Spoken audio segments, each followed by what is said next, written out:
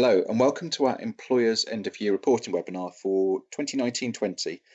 I'm Ben Tarry, Tax Director at BDO, specialised in expatriate taxes, and today I'm joined by two colleagues, Paul Twist and Matthew Harrison, who will provide a summary of the annual employer reporting obligations for employment-related securities and expense benefit reporting, respectively.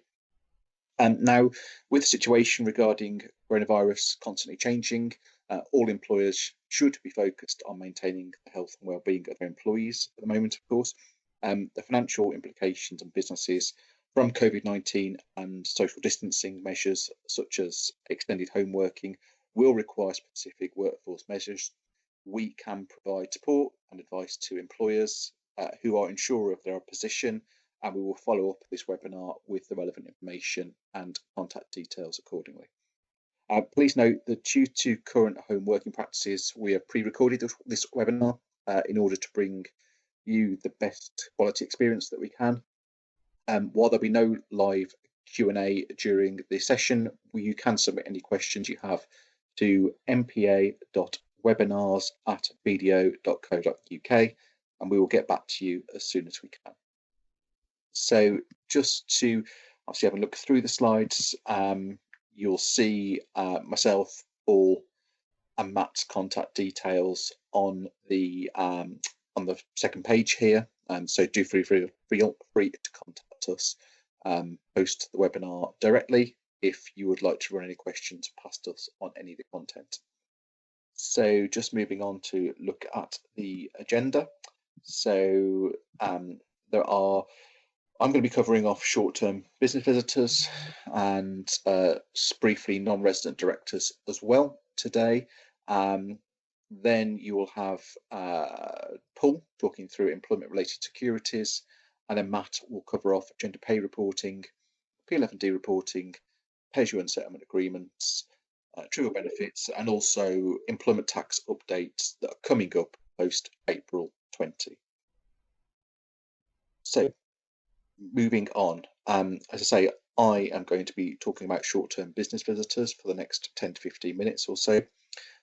Now, I wouldn't normally typically start this session covering the reporting aspects relating to short-term business visitors, or STBVs, as are likely to refer to them through the rest of the session today for ease. Just because I know it's not applicable to all of you, obviously a bespoke category of businesses where you're more internationally profiled. However, due to the logistic challenges I've already mentioned, you have got me first today. So, for context, experience and analysis continues to show us that in recent years, there's been an ever-increasing trend towards multinational groups utilising business visitors to meet their intragroup resourcing needs over and above long-term assignments.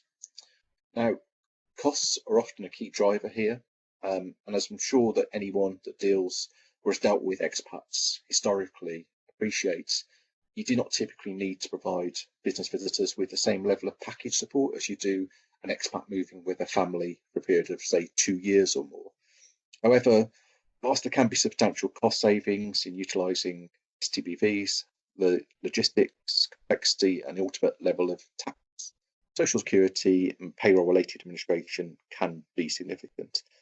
This is ultimately why the annual reporting process relating to STBVs continues to be in focus, not just for us as advisors. I mean, I would talk about STBV, hugely. It's one of the topics at industry forums and other sessions I'm talking about all the time, but not just us, because it's also a focus for tax authorities, not just the UK, who, very much looking at the UK aspects of reporting today, but increasingly overseas tax authorities are focusing on this issue also.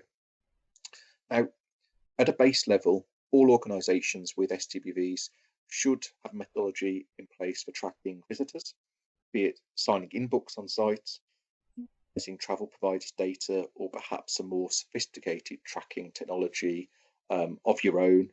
And this is really critical in order to provide HMRC or other authorities indeed who have a similar focus with comfort that the business has robust systems in place and there's no tax leakage. Again, I'm sure I'll refer to this again through today, through this session, but think if you're of the requisite size to be thinking about senior accounting officer or corporate criminal offence, in terms of having your robust processes and procedures in place are critical, and STBV is very much a focus in this regard. As part of the tracking process, you probably need to know a couple of things. Where everybody is, clearly that's critical, and that links into a much wider corporate responsibility piece, of course. And you also need to understand what the individual is doing in order that you as a business can assess whether there is any reporting to undertake for you as a business. This is initially to consider the domestic reporting obligations that you may have from a UK perspective in this scenario, but also ultimately determine whether relief may be obtained under the terms of a double tax agreement. So today, as I say, we're focusing on the UK annual reporting aspects only, but don't forget the number of overseas authorities are also increasingly focused on STBVs working in their countries. So to move over to page 6. Now, to work through the thought process for the annual STBV reporting in a little bit more detail, there are a number of misnomers that I and we collectively as expat advisors will come across in relation to STBV reporting. Most frequent misunderstandings we as advisors hear when it comes to reporting is something along the lines of, inverted commas, we don't have any one present for more than 30, 60, 183 days, and therefore we don't have an issue. Or, again, inverted commas, Joe Blogg still has base tax in country X. So again, we don't have an issue. I'll be teaching some of you to suck eggs here, of course, because there'll be some familiar and actually understand that those terms don't apply. But of course, this is often incorrect. There may be an obligation to pay tax and for the host company to pay pay-as-you-earn in the UK from day one in respect of your business visits. In this instance, it may be possible instead for the business, your business, to enter into a short-term business visitor dispensation with HMRC, also known as an Appendix 4 agreement. I'm really going back to basics here, but I'm conscious that not everyone listening will have come across this before or dealt with STBVs. And ultimately, with this dispensation in place, once you've identified you have applicable individuals, it is possible to provide one annual report to HMRC by 31st of May following the end of the relevant tax year, reporting all individuals eligible to be included. That's opposed to if you had individuals coming to the UK and actually you determine there's a pay-as-you-earn obligation for them and you don't have this dispensation in place, please be aware that there would be potentially a pay-as-you-earn failure or an obligation to pick them up. If you don't pick them up via the payroll, operate pay-as-you-earn on those individuals from day one, the individual can then file a self-assessment tax return to get any tax paid back over via payroll if there's ultimately double tax relief available, but that is a lot of administration. This dispensation does allow you to ultimately stop some of that levels of administration and have an admin saving overall. Moving on, this comment is for all, but perhaps relevant more to those a bit more familiar with STBV reporting. The one thing I wanted particularly to highlight on the first two slides is there is often a stage overlooked in the process. This is only to say, don't forget to check whether there is indeed a pay-as-you-earn obligation for the business in the first place. A pay-as-you-earn obligation does not arise simply because an individual from a connected group company visits the UK on business, rather only where the individual works for that UK entity. I don't particularly like quoting legislation, but to consider the term works for in this context, reference should be made to section 689 ITPA 2003, which we refer to and HMRC would refer to and commonly referred to as the host employer rules. Now, the term works for usually requires a degree of management and control to be in place between the UK receiving entity and the individual. In the absence of this, such as where the individual is present in more of an oversight role on behalf of his home employing entity, for example, there may not in fact be a pay-as-you-earn obligation at all for such individuals. So, there's a wider piece that needs to be considered there, because if someone is not working for the UK company while they're here, but the home country or the home company, then you have to consider the wider potential permanent establishment considerations from a corporate perspective, of course, but that's beyond the scope of what we're talking about today, and just something else to bear in mind. The overriding message here is just to keep this in mind. Don't create any more work reporting than is necessary here. Don't report people. Don't start spending lots of time thinking about them unless there is actually a pay-as-you-earn obligation in the first place. You may find it really helpful to consider these two slides when considering whether a pay-as-you-earn obligation exists or not, but do feel free to contact us if you have any questions, or if you have any kind of complex scenarios you would like us to talk through with us in a bit more detail. So moving on, page 7. Now, presuming a pay-as-you-earn obligation is established and a short-term business visitor stroke Appendix 4 agreement is in place with HMRC, of course, for the purpose of the annual reporting process, you do need to identify those individuals who are eligible to be included within the annual report. So step 1 here is always to consider whether there is indeed a double tax agreement in place between the UK and the home country. The UK has an extensive network of double tax agreements, but just what such as Brazil, Bermuda, and 1 or 2 others where there is no treaty in place, in which case there will be an actual pay-as-you-earn obligation for these individuals from day 1, albeit the special annual payroll reporting regime may be applicable. And again, I'll come on to that in a bit more detail on the final final slide of this webinar. It's just something to bear in mind, and there's a recent change in that regard that we would want to just talk through briefly. Step 2 is then to consider whether the STBV is exempt under the terms of the relevant treaty. So there are 3 typical criteria contained within the relevant employment income article of the double taxation agreement. So the standard agreement would have Part A, to look at whether the individual is present in the other state being the UK for these purposes, for a period or periods not exceeding 183 days or more in a rolling 12-month basis.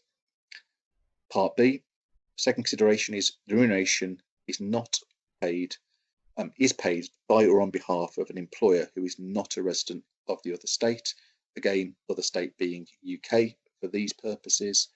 And Part C, remuneration is not borne by a permanent establishment which the employer, the legal employer, has in the other state, again, the UK.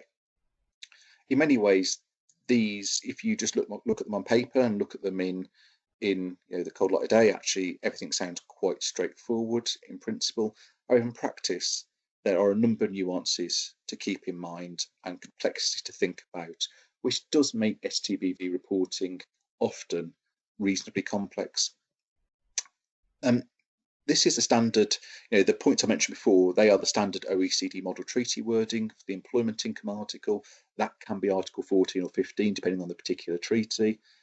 However, certain treaties do differ in some aspects, and certainly different countries have sometimes different interpretations of those points. So this is where the area of grey and the complexity comes in. So, for example, some treaties may still count 183 days in reference to a fiscal year, opposed to a 365 rolling basis, 365-day rolling basis, as previously mentioned. But perhaps most critically, and what again adds a lot of complexity here, is the term employer, which is utilised in Part B, and it's typically now considered in terms of who is determined to be the economic employer of the individual, opposed to who holds the legal contract of employment. Hence, a much greater degree of analysis may be required in order to determine who is the employer for these purposes, opposed to just considering historically where some will just think, well, actually that's quite straightforward to me because the home country is still the legal employer and holds the legal contract of employment. Well, no, it's a wider analysis of that now needs to be taken. The term economic employment is really a test of degree of integration, and which entity ultimately bears the risk and reward associated with an employee's service. The OECD outlines 8 specific criteria to be considered as part of this analysis. A couple of examples of the things they consider. 1, who has the authority to instruct the individual regarding the manner in which the work is performed? Who controls and has responsibility for the place at which work is performed, and who provides tools and materials? there's 5 other criteria. They all need to be considered in the round in terms of when trying to determine economic employment. As I say, that's where, especially with more senior individuals who have that integration earlier stage, it becomes a bit more complex. Consideration also needs to be given here in the context of the annual STBV reporting around the UK's own 60-day rule. So noting that HMRC has historically provided for a concession around the concept of economic employment, whereby individuals can't or shouldn't be determined to be economically employed in the UK if present for a period or connected periods of less than 60 days. I think the key point there, which we in practice see businesses perhaps fall down slightly or maybe struggle sometimes in terms of getting the reporting right around that. For 60-day rule purposes, it's not 60 days every year. Back to the point I made around connected periods. If you have someone, of a senior nature or, or any nature really, in terms of coming to the UK for a set pattern, a set purpose every year, whereby actually over the course of 2, 3, 4, 5 tax years, they exceed 60 days for the same connected purpose. Again, if they're deemed to be economically employed based on the range of tests which I mentioned, then actually they would be taxable in the UK and they wouldn't receive that exemption. So just the overriding message here overall is that whilst aspects of STBV reporting are conceptually straightforward, in practice it can be particularly complex to get that right. The what is reportable slides provides you again with an outline of a process map that you can utilise for these purposes and work through. However, again, I've said this before, but do feel free to contact us if you have any questions, want to run through any particular scenarios, any challenging scenarios, and we'd happily talk those through with you. Quickly cutting across pages 8, 9, and 10 of slides. These pages reiterate the treaty criteria I mentioned before, just as a takeaway. Again, those of you familiar with STBVs will be familiar with those terms as well. And there are a couple of examples on pages 9 and 10 around what is deemed to be economically employed and who wouldn't be. These are a couple of examples I believe are taken from the OECD model guidance, so they are good reference points when you're trying to determine complex cases for economic employment purposes and whether someone can be included on the STBV agreement or not. And finally, moving on to page 11, just to leave you with a few final comments and summary. We provide this presentation every year in terms of looking at the annual reporting obligations. So just to reiterate that for the purpose of the Appendix 4 agreement during 1920, there haven't been any specific changes as such to the wording of the document. Obviously, there's changes around focus, all the stuff I mentioned before. But whilst there are no changes, it does remain a challenging area for employers in terms of the annual reporting process. For all the reasons mentioned before, do feel free to discuss that with us. Though not directly related to the Appendix 4 agreement itself, some of you will be familiar with the special annual payroll arrangement that HMRC introduced back in 2015. This relates to certain categories of business visitor where they are ineligible to obtain treaty relief and therefore included under the STBV agreement. For example, those individuals from non-treaty countries I mentioned before, such as Brazil, Bermuda, commonly. So this special agreement allows for such individuals with presence under 30 work days, so it is work days, not total days, in the UK during the year, to be included on one annual end-of-year payroll run, as opposed to having to do relevant real-time information reporting, each time that they visit, or put a Section 690 agreement in place for those of you familiar with that.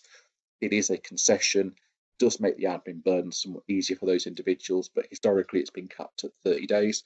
Now, from the 6th of April 2020, there is a new Appendix 8 arrangement being implemented, which is the special annual payroll in a different format, and it also incorporates the new changes that have taken place and are taking place relating to the special payroll, whereby that 30-day cap is now being increased to 60 days, and also the filing deadline is being matched with the annual short-term business visitor Appendix 4 report, So you now need to submit the annual payroll report by 31st of May, opposed to April, which it was before.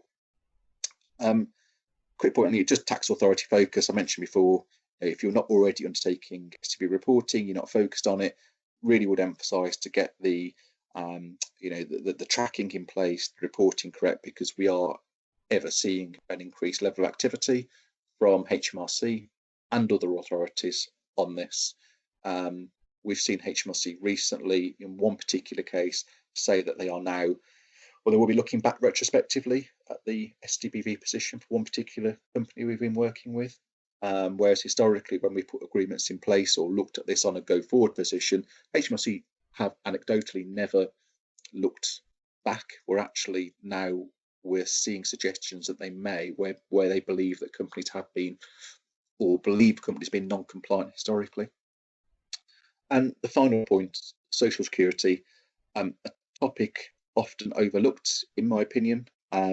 So in addition to the ongoing questions and challenges around European social security in light of our impending Brexit, there have been in recent times much increased levels of focus on social security compliance.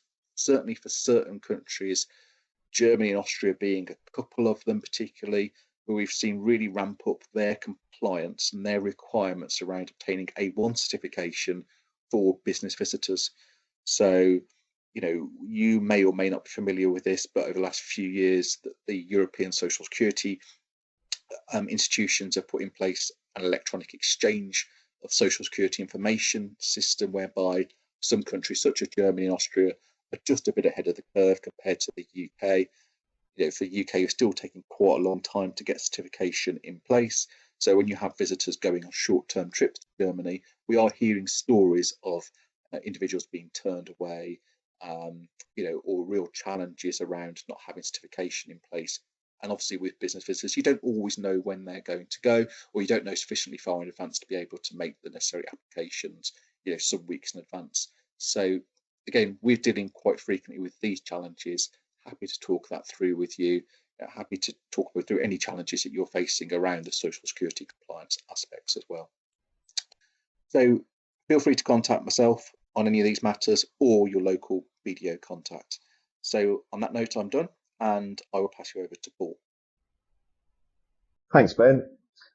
The next few slides look at employment-related securities annual reporting and will be relevant to companies who operate a share scheme or have employees and directors that hold shares in their employing company.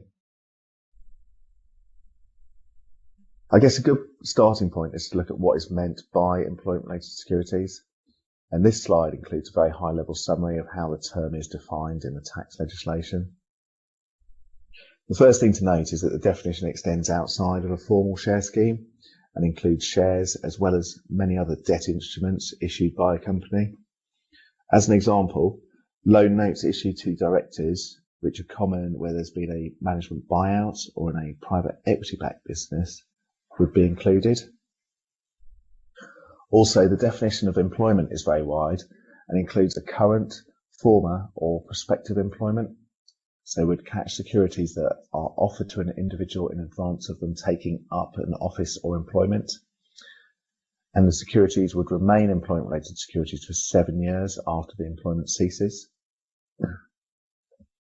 There are also deeming provisions within the legislation, which will deem securities acquired by an employee or director to be employment-related unless they fall within a limited family and personal relationships exemption.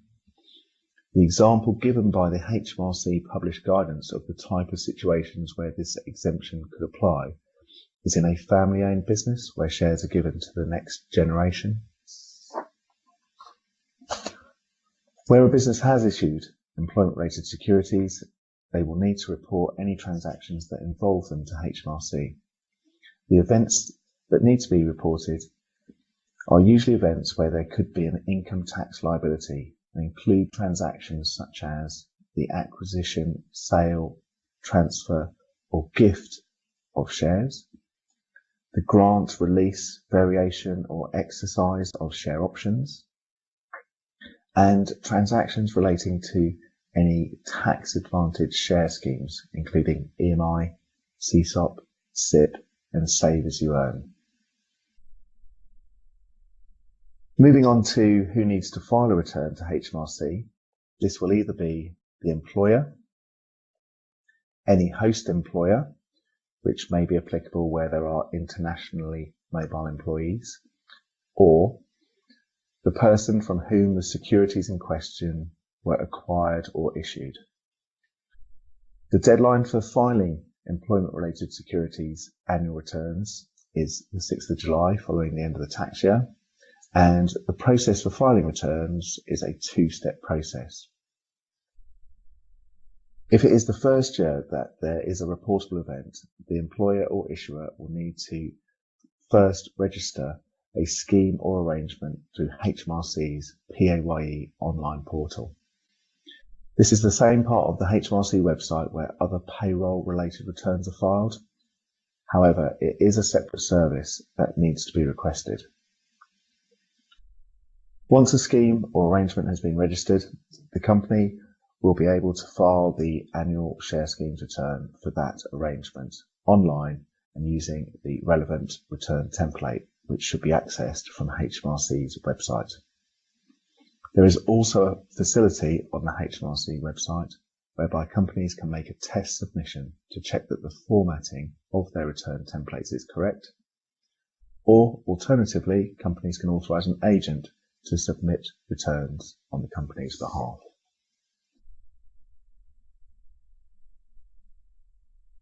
Looking at some of the challenges that we see clients face with filing share schemes returns, these include that HMRC does not issue reminders to file annual returns, and therefore the need to file a return can easily be forgotten, especially in years where there have been no reportable events, where a nil return is still required as there is an open share schemes registration. Secondly, annual returns continue to be required until the scheme reference has been ceased, which can be done by entering a date of final event on the HMRC online portal. Please also note that there is a requirement to file a return for the year in which the scheme is ceased. The returns can be quite long, with a lot of data to collate, and for employment-related securities specific jargon to navigate. Therefore, it is advisable to start the process early. For example, after completing the registration application, it can take up to 10 days to be allocated a unique scheme reference number, and only once the unique scheme reference number has been issued can annual returns be submitted. As well as the above, HMRC lists common errors in returns. These include using drag and drop to fill in return templates, where Excel then applies an automatic increment, entering outdated or incorrect PAYE reference numbers, and using foreign currency in the return templates such that the price paid to get the shares is an inflated value. Also to note is that HMRC systems don't have a facility to view the returns that have previously been submitted. Therefore, it is important to keep records and screenshots of the returns being filed and save the submission confirmations to evidence what data was submitted to HMRC and when.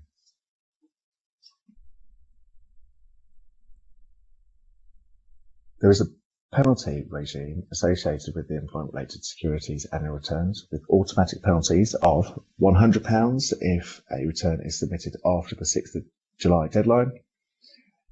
If a return remains outstanding more than 3 months after the deadline, there is a penalty of £300. And for returns outstanding more than 6 months after the deadline, there is a further penalty of £300. Also to note is that additional penalties can apply for incorrect returns and returns that are over 9 months late. However, these penalties are not automatically applied. HMRC have published data on the number of penalties that are issued, and as can be seen from the table on the slide, they add up to nearly £3 million. Leaving penalties behind, let's move on to the next section of the webinar, which covers gender pay gap reporting. The gender pay gap represents the difference between the average hourly earnings of a company's male and female employees and regulations published under the Equality Act, which came into force on 6th of April 2017, imposed mandatory gender pay gap reporting for large private and voluntary sector employers. The 6 reporting metrics are listed on the slide, with the key requirements of the gender pay gap regulations that employers must meet are to compare the average hourly rate of pay of women to men across an organisation. The comparison is between an average woman in the organisation and the average man, measured as the mean and median and represented by metrics 1 and 2. However, it is not a comparison between employees who do similar jobs. Employers must also make a separate calculation of the average gap in bonus pay, and this is represented by metrics 3 and 4. Employers must also report on the proportion of males and females receiving bonus pay, and this is presented by metric 5.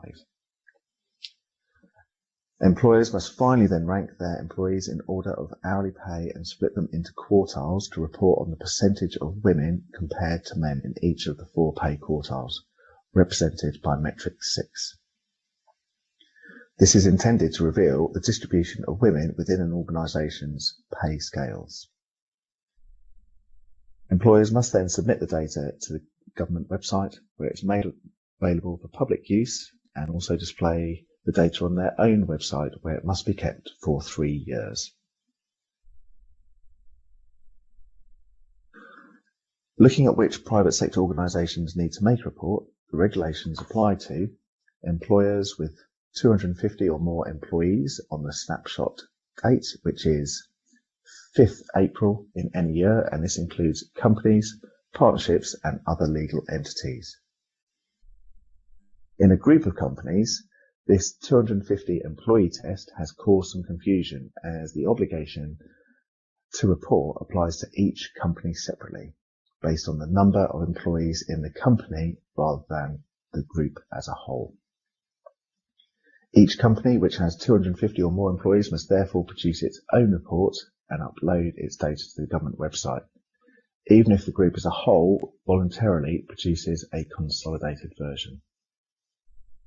Equally, companies with fewer than 250 employees do not have to produce a report, even if they are part of a wider group which has more than 250 employees. This means that a business's gender pay gap figures may be significantly affected by its group structure and, for example, how it chooses to employ its board and senior executives. Also to note is that whilst gender pay gap reporting applies in England, Wales and Scotland, it does not in Northern Ireland. The reporting deadline is normally 4th of April, based on a snapshot taken at 5th of April the previous year. However, it should be noted that due to the very unprecedented circumstances currently, enforcement of the regulations has been suspended for this year. Employers who have already prepared or started to prepare their figures will need to give consideration to how they approach the reporting or otherwise of their gender pay gap figures for 2019 data.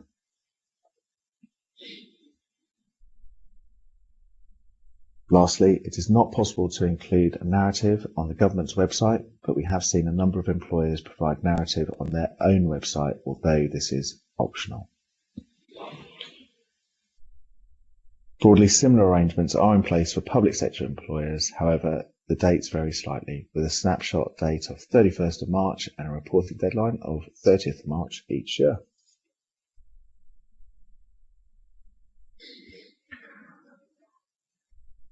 Looking at some of the challenges and starting with which workers are included. The regulations define employees as including apprentices and anyone employed under a contract personally to do work, which includes workers and some contractors.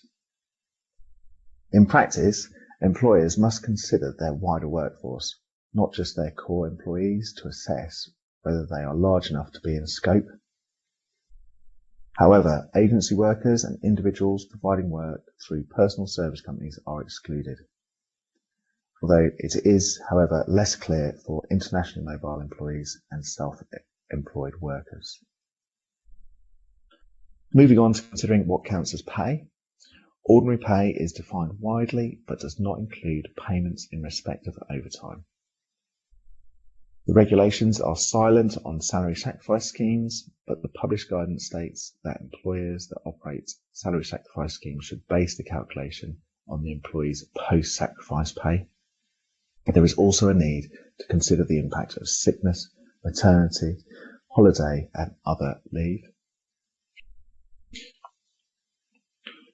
Looking at what counts as bonus, the definition of bonus pay includes shares and share options, as well as cash, bonuses, and other incentives. Bonuses are treated as paid at the time that taxable income arises, and with share plans, it is when the shares vest, or in the case of options, when the options are exercised. It is, however, not always clear as to how the regulations apply to UK tax-advantaged plans such as ShareSave or SIP, where the gain may not be subject to income tax. There are specific calculations for looking at ordinary pay and bonus pay in the relevant pay period, and for larger employers, this could include a mixture of weekly and monthly paid employees. It may also include employees who regularly exceed their normal working hours. However, the calculation does not factor this in and is instead based on contractual hours.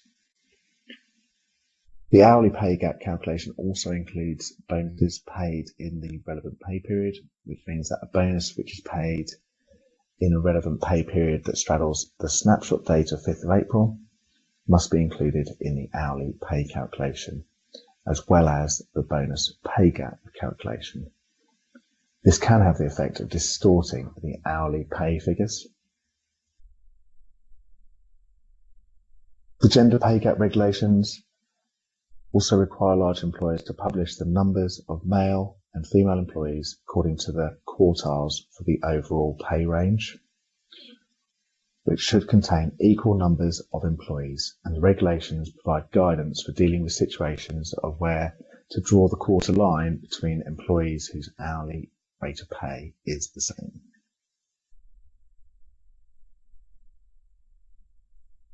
Looking at the penalties that could apply, there are no specific sanctions set out in the gender pay gap regulations, such as financial penalties for late returns.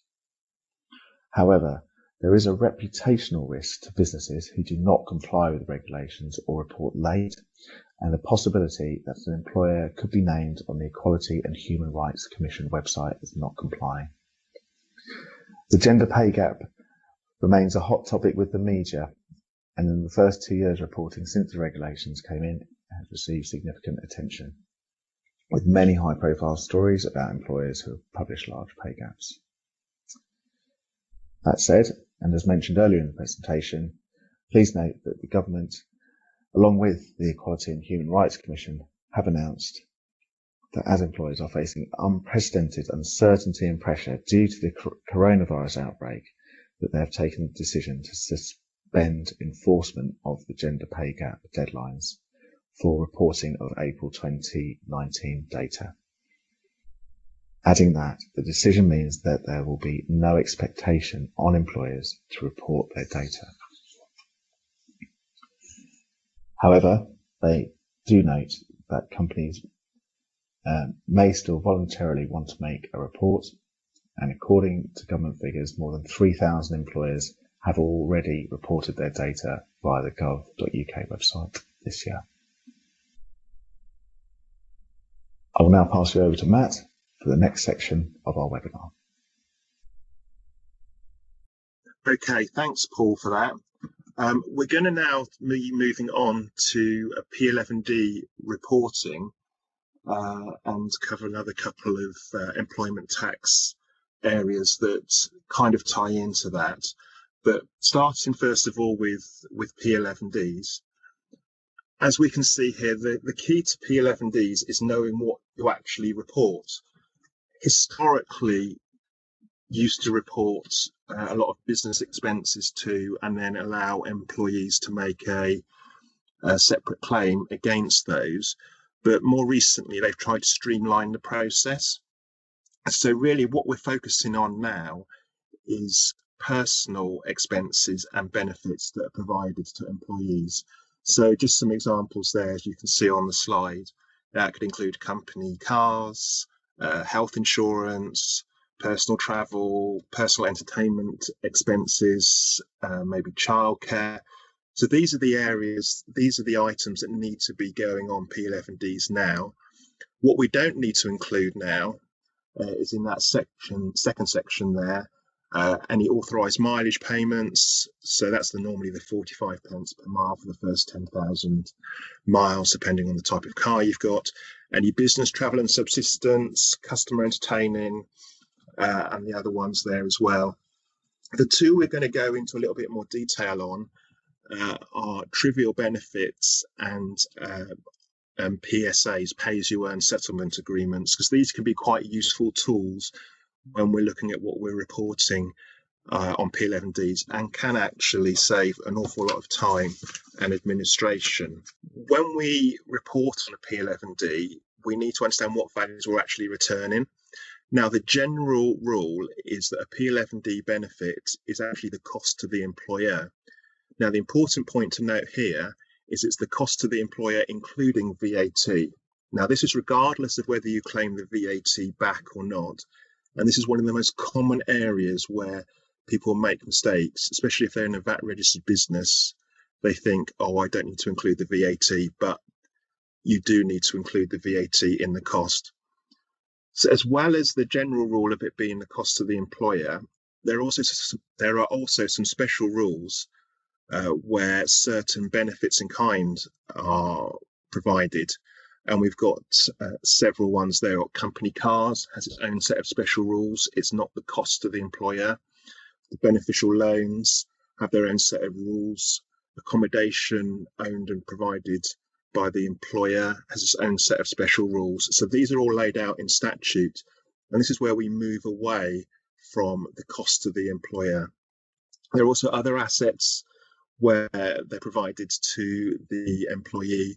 There are special rules in relation to the availability of those assets and the value of the assets as well. So just to be aware that the values to reports can change depending on the benefit or expense being provided.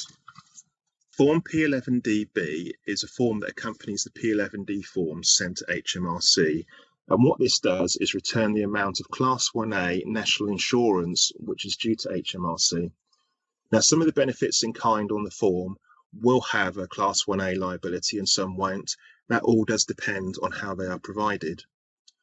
But when it comes to the potential for penalties on P11Ds, the penalty isn't actually issued on P11D forms themselves, it's issued on the P11DB form.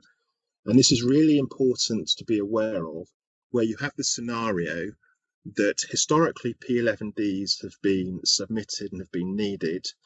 And so HMRC are expecting a P11D submission and a P11DB return. But because of changes in circumstance or what have you, no P11Ds are actually needed.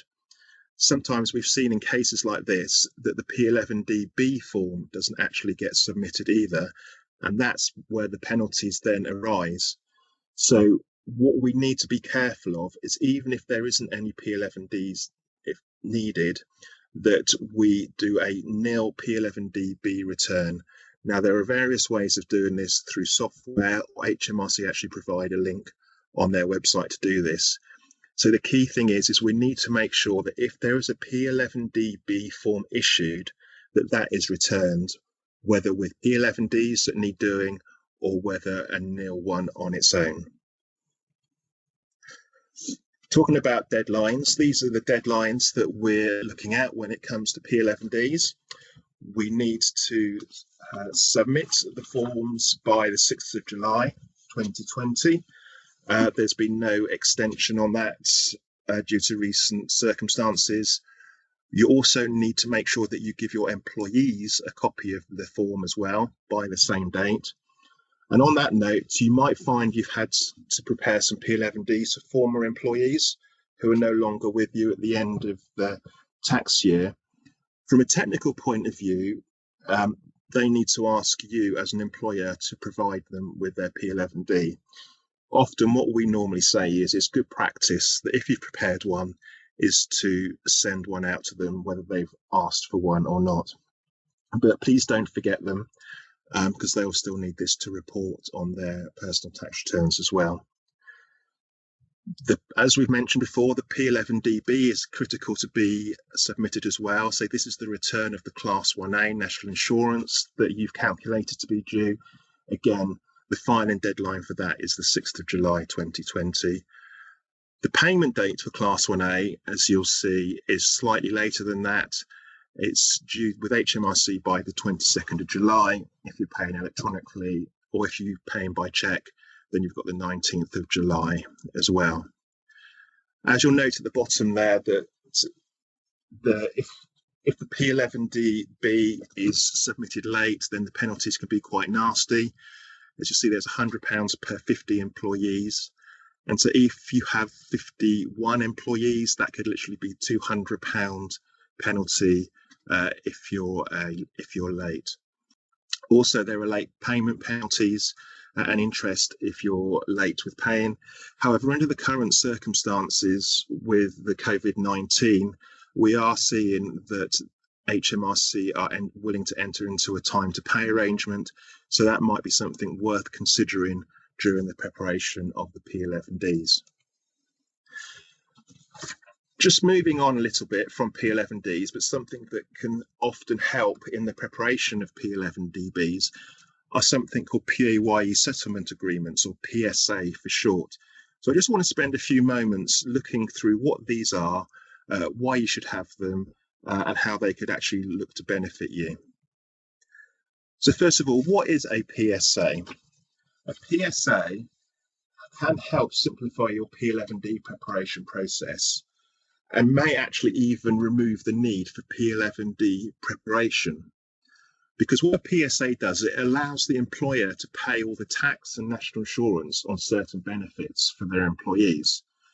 Now, because of this generous scheme, then there are strict rules around what benefits can be included. So we're not talking things here like covering company cars or private health or anything like that. But the benefits must be minor and not covered by the trivial benefits rules that we'll touch on a little bit later. They must be irregular and also can be difficult to divide into the value between individual employees. So examples that we can see of this could be subscriptions to gyms, sports clubs, maybe staff presence, relocation expenses that aren't covered by the statutory £8,000 limit, staff entertaining for a number of staff. So it may be that the annual party exemption has been exceeded, and so it's difficult to establish who's had what. So again, a PSA is an ideal situation to be able to pick up a lot of these miscellaneous kind of benefits. So why should you do one? So as we've touched on before, if you do a PSA, you don't need to prepare a P11D form for a taxable benefit. So it could be less administration for yourself. You don't need to put the payments that are taxable through the payroll. You don't need to pay Class 1A national insurance by the 6th of July. Now, there still is a national insurance liability, so we don't get away with it altogether, but it's a Class 1B national insurance liability, not a Class 1A. And for some reason, this is due by the 22nd of October. So it might be a way of getting a bit of a cash flow advantage as well, just pushing the national insurance liability down a couple of months. The calculation is exactly the same for a Class 1A national insurance liability, so there's no saving there, just a time advantage. If you do a PSA, you don't need to inform employees of a taxable benefit. I've seen situations where people have promised employees all sorts and then found out that actually it's a taxable benefit. So some of the way of saving some face is actually to deal with it like this. But it also can give you the flexibility to reward employees between the normal exemptions. And a classic one here could be the annual party with the annual exemption. If that exceeds, then you don't really want to be seen to be reporting a P11D taxable benefit in the excess. It has a tendency to erode goodwill quite fast. So how do we get a PSA? The system for getting a PSA, there is some administration required, and it has been simplified, and it does differ as to whether you've got one in place or not already. So if you haven't, then the initial contacts need to be made with HMRC, basically outlining the expenses and benefits that you want to be included. Now, the sooner this is done, the better. This can even be done now, even before we finish the tax year, because we need to send it into HMRC for them to approve the terms. Once approved, then we sign, then the employer signs an agreement with HMRC, and then a notification needs to take place as to what items are being included and the calculation via form PSA1. Now, if you've got an existing PSA in force already, the good news is that from 2018-19, any agreements reached between the employer and HMRC remain in place. Historically, they needed to be renewed, but now we don't need to unless they have changed significantly or we wish to vary them. So with the PSA still in force as well, it goes without saying that you still need to make a return of the PSA1 and the calculation. And as we'll see, the Class 1B national insurance is due by the 22nd of October. So touching on some deadlines there, like we said, if it's for a first application for a PSA, then we've got a deadline of the 6th of July.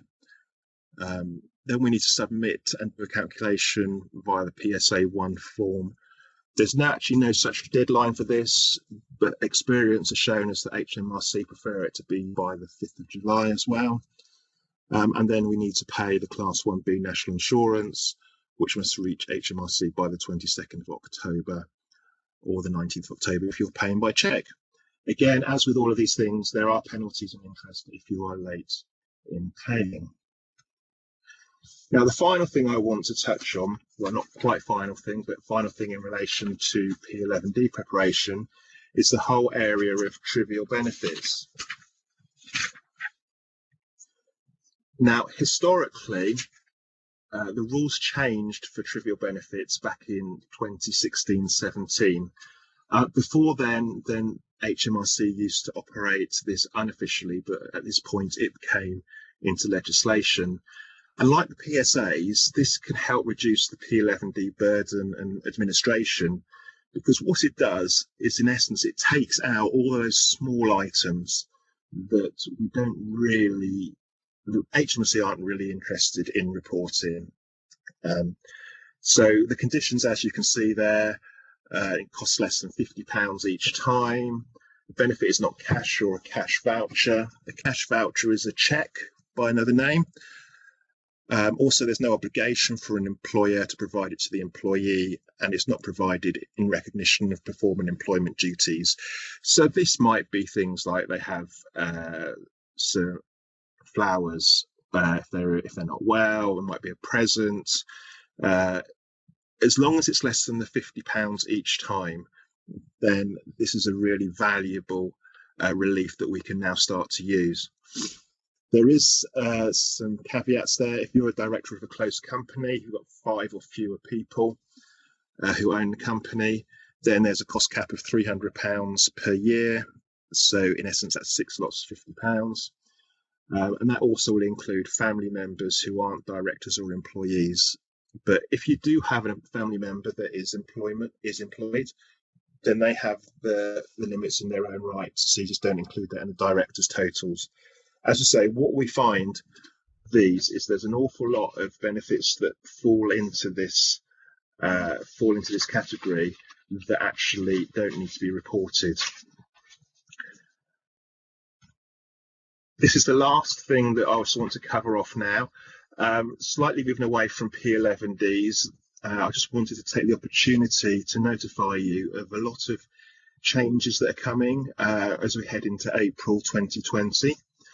And so some of the main ones I want to just touch on here is the off payroll labour changes, or the changes in IR35 that you might know it by. These have actually been now postponed until April 2021, not because the government is having a change of mind, but more to do with having a measure to help with the coronavirus situation that we're in at the moment. So it doesn't mean we can totally ignore it, but I think it's a good opportunity to use this additional time to just get our systems in order to help assess the contractor base that you may have. So it is still coming, but it just gives a little bit more time to work with that.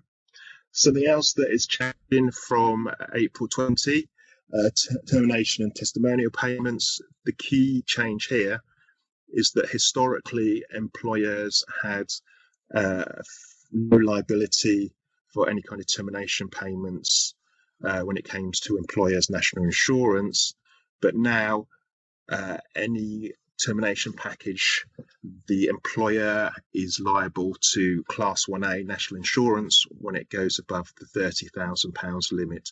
So it's just something to be aware of. The employment allowance is increasing to £4,000, but they brought in some restrictions now.